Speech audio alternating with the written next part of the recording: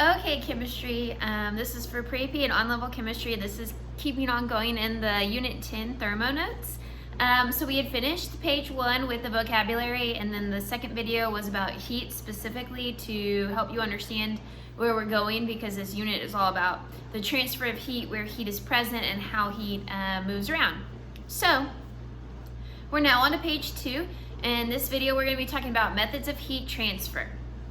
So there's three different types of transfer that your notes talk about, and it's conduction, convection, and radiation. So conduction is direct contact. So it's energy transfer by direct contact is what it says in your notes, the exact definition.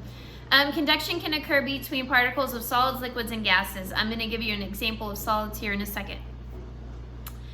Convection is an energy transfer by currents. And I will give you examples of this, and it can only occur between fluid particles that can move around. So whenever you think of particles that can move around, think about the ones that don't have a fixed shape, which would be liquids and gases. Those guys can move around, that's why they don't have a fixed shape. And then the last one that we're going to talk about is radiation, and it's the energy transfer by electromagnetic waves, which sounds kind of crazy, but whenever we think about it and break it down a little bit, hopefully we can get there. So, first of all, conduction is direct contact. It's transfer of heat by direct contact. In my previous video, I referenced having ice in your hand and it melts. This is direct contact. Your hand is hotter than the ice. Ice is roughly 0 degrees Celsius, and your body temperature, depending on if you're sick or not, is 98 degrees Fahrenheit is what we're typically used to.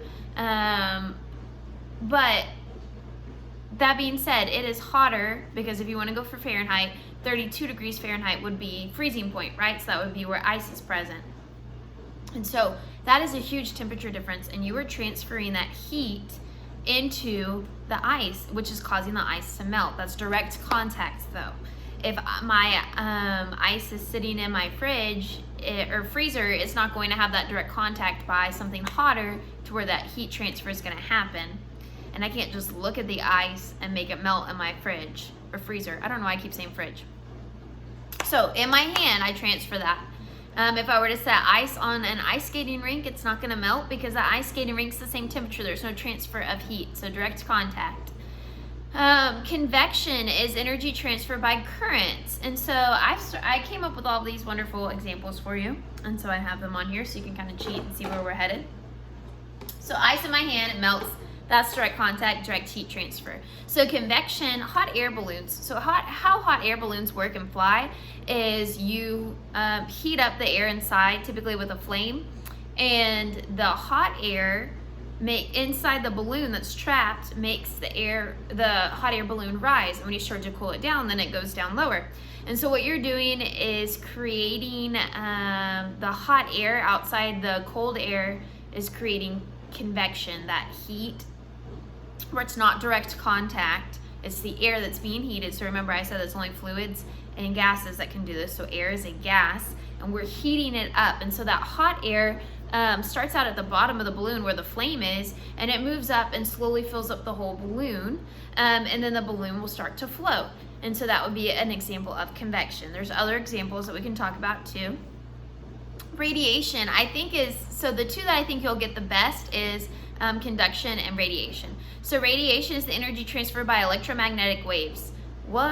Think back to whenever we talked about light, we talked about the electromagnetic spectrum. We talked about the EM spectrum, and we listed everything from radio waves to gamma rays.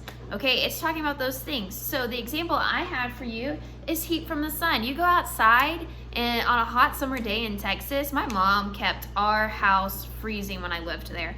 And it would be like 65 degrees in the house, and I would freeze my booty off. And I would go outside to warm up. I wasn't touching anything, but the sun, the radiation from the sun hit my body, my face, my arms, my hands, my legs, my head, warmed me up. That is an example of radiation. You put something in the microwave, guess what? Radiation. Those microwaves are heating up your food for you. So there's no direct contact, there's not a current going on, it is the radio waves causing those particles to heat up. So those are some examples of radiation, so you can start to think about those. But that's kind of what's going on here. And so remember that there's 3 different methods: conduction, convection, and radiation. I think radiation, the idea behind it fits because you know UV rays.